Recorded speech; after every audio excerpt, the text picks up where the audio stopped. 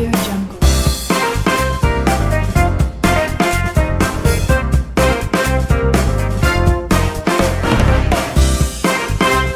Audio Jungle.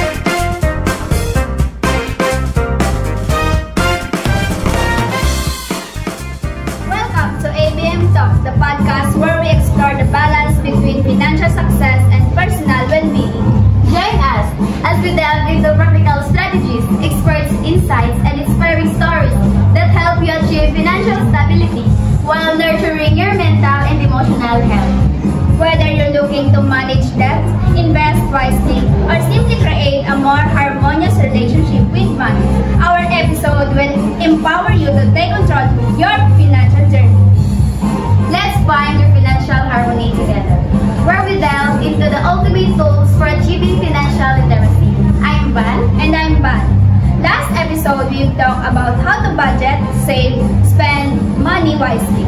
And for today's episode, we're talking about a topic that affects so many people, the debt management. Yes, definitely. Debt is one of those things that can feel like a weight on your shoulders. Whether it's like student loans, credit card bills, or even medical debt, it's easy to feel like you're drowning in it sometimes. Definitely, but the good news is the right strategies, you can take control of your debt and start working towards financial freedom. So today, we're diving into some practical ways to manage debt and ultimately get out of it for good.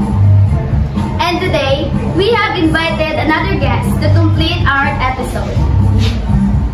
Way back July 2021, he applied Match Branch Approach Company in Coronadal City Branch as sales representative.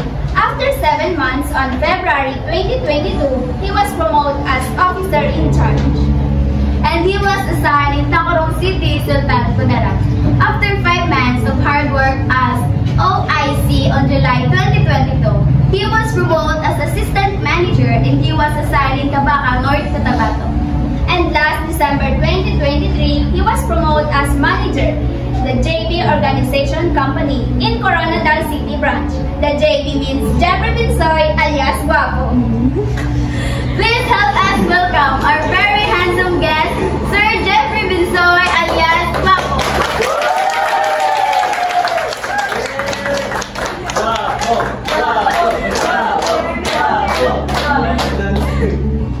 Good afternoon, sir. Welcome to Leader sa ABM Talk. How's your day, sir? Good. Okay. So shall we start? How do you currently manage your debts? Okay, so sa ngayon, as of now, no, so how to manage debts, simple lang. Unang-una, dapat meron kang tinatawag na emergency fund. No, bago ka mangutang, dapat meron ka talagang emergency fund.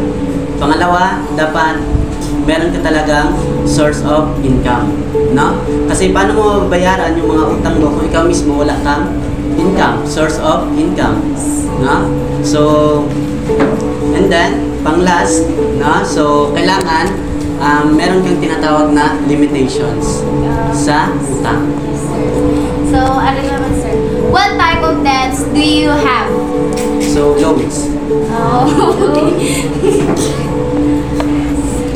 What are your main reason for getting into debt? Okay, so sa akin ngayon, ang pinaka-main reason ko kasi is ginagamit ko siya for investments para mas mapalago yung business ko. Okay. What challenges do you face in managing your debts?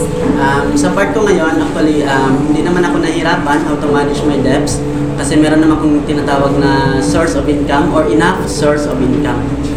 No? Pero most of the people, no, sa ngayon, kasi nabubuhay, no, sa utang. No? That's why, kumbaga, yan yung ways of living nila. Do you have an emergency fund to cover unexpected expenses? Yes, of course. Kasi pag meron kang tinatawag na utang, kailangan meron ka talagang emergency fund. Like what, sir? Savings in banks. Secondly is dapat meron kang tinatawag na credits. And then monitor your credit cards regularly. Kailangan monitor mo talaga siya. Can you share experience with debts? debts, no? So actually before naranasan ko siya yung tinatawag na debts nung time na nagkasakit yung papa ko before. No, kasi syempre, yan yung mga tinatawag natin na unexpected emergencies, no? So that's why doon pa ako natuto no, kung paano mag-save, no? Paano mag-save at the same time how to manage money, no? At the same time, pang last, no, kailangan meron tayong alam natin yung tinatawag na financial literacy or how to manage money para at least maiwasan na natin yung debts na tinatawag. Okay, so may nakagit man sa experience.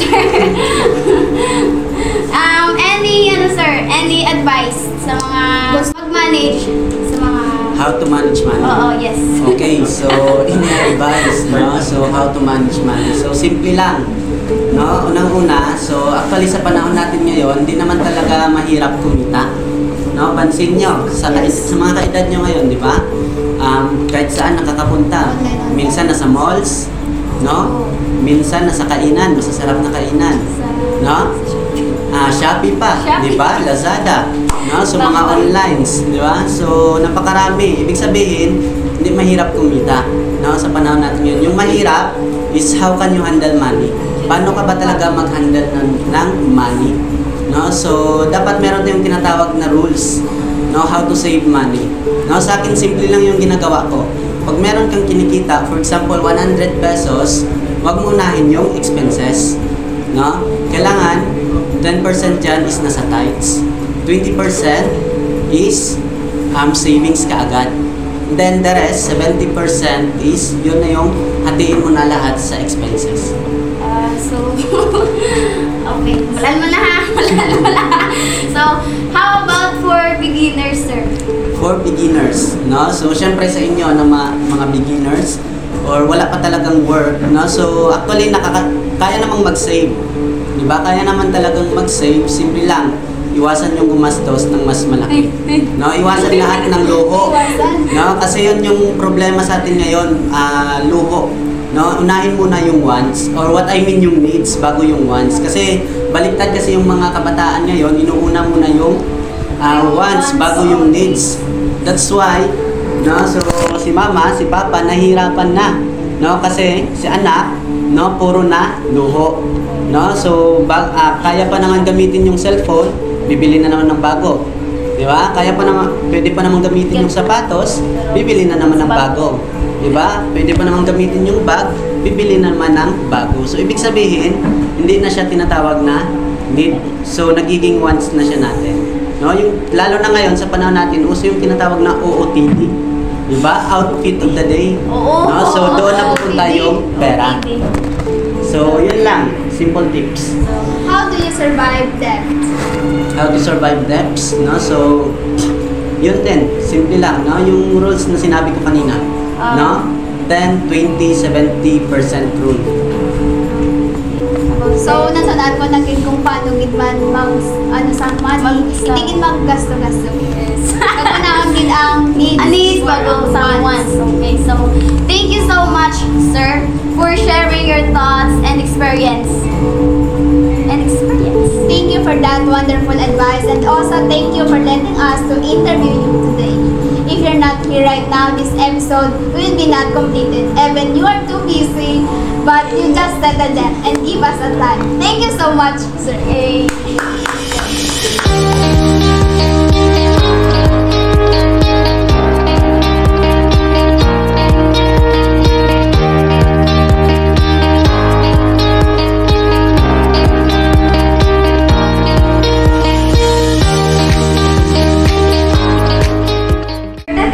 Of appreciation.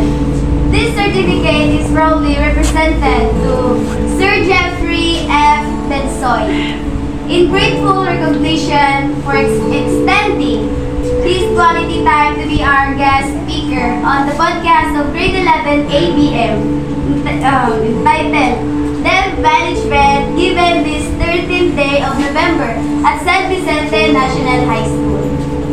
Carlo Wade Umaway, Director, Marjun L. Pamplona, our subject teacher. So,